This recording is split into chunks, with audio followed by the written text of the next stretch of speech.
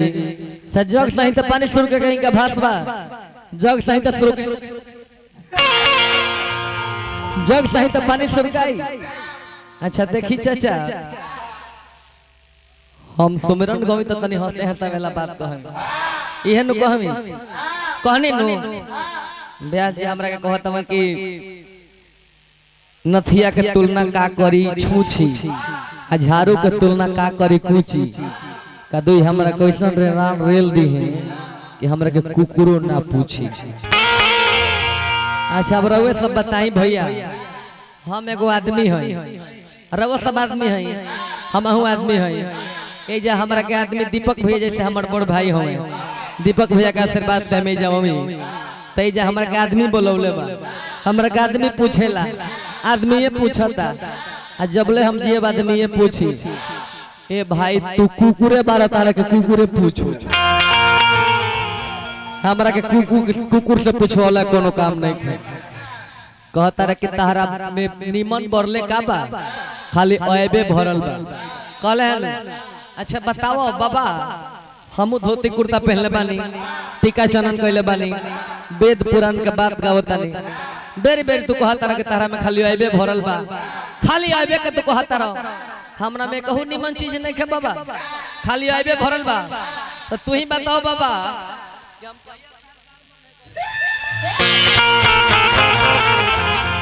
हमरा के तो आए वाला बात खाली कहे लगत ए मर्दे तू जितना गावत नहीं खो उतना तो बोलत रहत खाली बोलले को नहीं है चाचा ढेर बोले में फायदा नहीं खे ढेर बोले में फायदा नहीं खे आपन मुंह तू सीला हो ढेर बोले में फायदा नहीं खे आपन मुंह तू सीला हो आ का कटहर का फेर में 1200 से केरा लीला हो रह जाइबा कटहर के फेर में कटहर करेला बाई रह जाइबा कटहर के फेर में कटहर करेला बाई चढ़े लगी जब पेट के ऊपर करबो बाबू माई साच कहिले तो झूठ बुझाला तो कोनो वैद्य से जाके मिल हो आ का कटहर का फेर में 1200 से केरा लीला।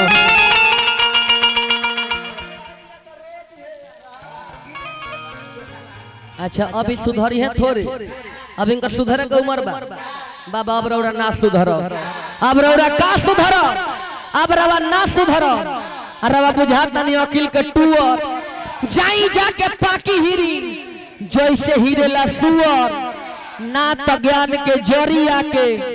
पंडित जी लगे पीला हो आ का कटहर का फेर में 1200 से केरा लीला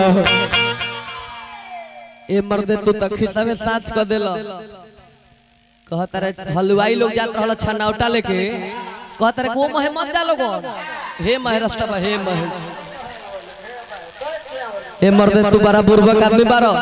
हलवाई लोग हे महे रास्ता देखावता रहो आ कहियो पर छोलनिए ले ले महे तारा चल आइले। अच्छा कहीं हलवाई कर बात मान के छोलनी ले चल दे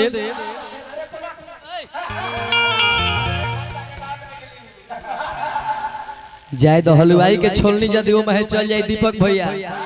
पोस्टमार्टम में भी रिपोर्ट में ना धराई कि के होई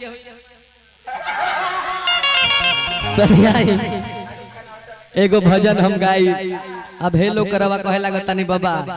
कि ई लोग का हे तरह झाल बजावता इरा और गलती है इ लइका झाल बजावता रहो एक अन्य करवा कुछ कहता नहीं अरे 5 तबर मार दे तेरा और इज्जत ना जाई आ कहीं रवा के उठ के कहे कि कारे सारावा का हाल बा तेरा और इज्जत चल जाई ए सारावा हमरा से कहो तब ठीक लगी ई गलती के हुआ और का जोरे मत करो काहे इनका के समझावत नहीं इनका के अपन हम बड़ भाई मानी ले इनका के भाई मानी ले इनका माई के अपन माई मानी ले इनका चाचा के अपन चाचा मानी ले इनका बहन के अपन बहन मानी ले इनका फुआ के अपन फुआ मानी ले इनका भौजाई के अपन भौजाई मानी ले आ इनका मेहरारू के अपन खास मेहरारू मानी ले ई दुगोला है बाबा प्यार वाला दुगोला गाई अरे तकरार वाला दुगो लगावे लगा। अच्छा इनका जब मुंह के बाप होइया तो चुप पर चढ़ के फांसी लगावता रहा खरा चुप में फांसी लगी सड़क के नीचे चल जब तारा मुंह के बाप तो एगो एक बीता के छुरी बही से घोप के मुआ देता नहीं तरह के यही जे मुआ दे कहीं जाए के ना पड़ी यही जा तू 10 मिनट में मर जाइबो जाए तो कहीं खिसिया जाए हम हालांकि दीपक भैया खिसियाइयो के हमार कुछ बिगाड़ नहीं कर सके ऐसे हमरा डर नहीं खे जब हेड ऑफिस हमरा लगे बात तो तहार कौन हम चिंता करे जाए ठाट लगाओ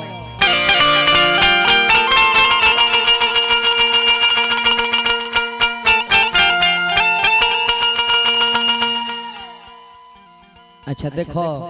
दीपक भैया एगो दिला हम कि हौ लइका कहले कि काहे छोट लोग के लग जोरे गावत आनी कह तरह के गोर पकीरे लागत लो ए भैया तू हमर भैया हो हम तारा गोरो पकीर जाए एमे कोनो शिकायत थोड़े पा नहीं खेलो शिकायत बड़ भाई के गोर पकीर जाए कोनो शिकायत नहीं खे हम लइका हई बाकी तू जे बड़ हो तो ठीक नहीं खेला तो तू गलती मत करो बबुआ जी देखो चौपाई के बाद भजन के भाव लो एगो भक्त मुरारी से कहलन कि मुरारी जी आ एगो कौना दो बात में कहत रहन हमरा क्या के कि तारा बहन के खबर देती अच्छा उ देवर भौजाई के रोल रहल हनु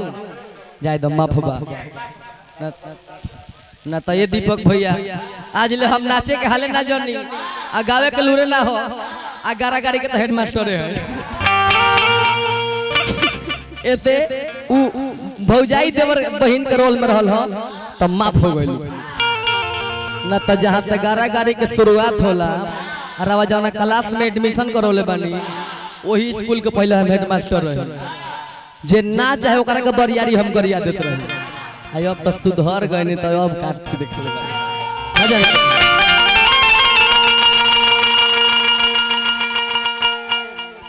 2 मिनट के भजन गाई आ तब प्रसंग गाई आ तब रवा सबके लाइदारी सुनाई नया मॉडल हाँ एगो भक्त मुरारी से कहलन कि मुरारी जी द्वापर में एगो नारी के चिर खिंचात रहे तो खाली पावे दौड़ल या गइलो आज का जना रोज कतना नारी के चिर खिंचाता आ कहां देर कोइले बड़े ये बनवारी वाह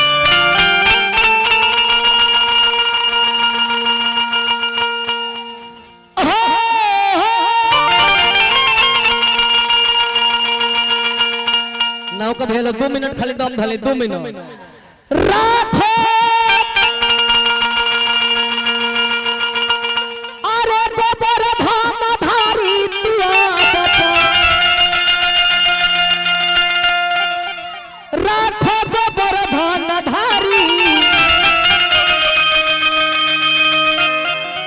अरे राखो अरे गोबर धाम धारी तू अब ए बबुआ तो अब रखो गोबर धन धारी तो अब रखो गोबर धन धारी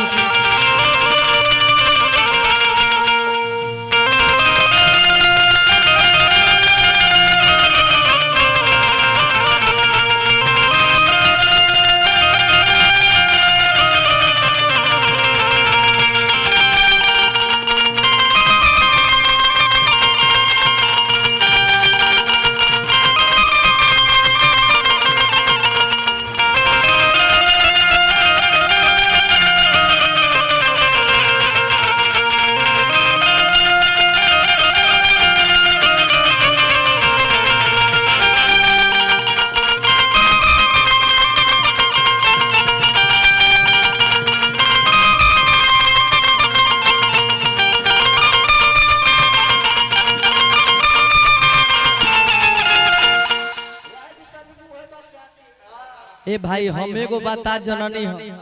हम तो जानत रहनी है कि ई बेअसे हम आ नचनिया इनका लगे जाती है नाचे तो ये तरह तरह जीव करता रहता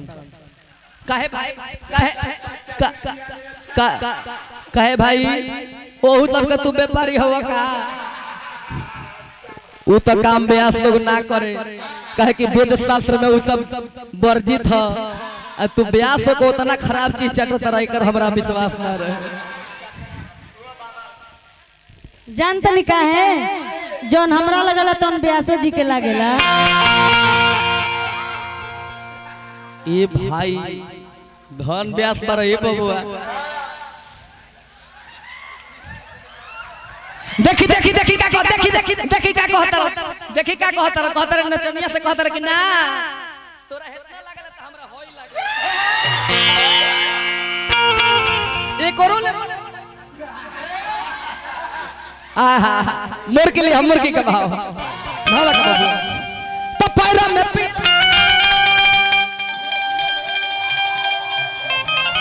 का घोटे के बारे बबुआ पैरा में पीरा रह रह रह ओ जाओ जे बैठा नचनिया एगो बात हमरा मन पड़ गई इनकर साच घटना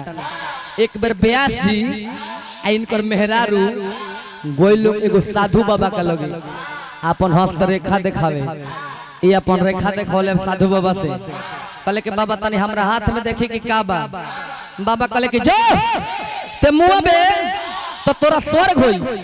आ तोरा स्वर्ग में एगो परी मिली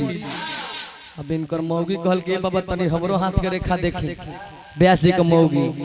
बाबा का मन औजी आए रहे मौगी कहल के बाबा तनी हमार रेखा देखी ना बाबा कहले कि जो तेहू मुंह बे तो तोरो स्वर्ग होई लेकिन ओइजा तोरा एगो बानर मिली इनकर मौगी कहल कि ये बाबा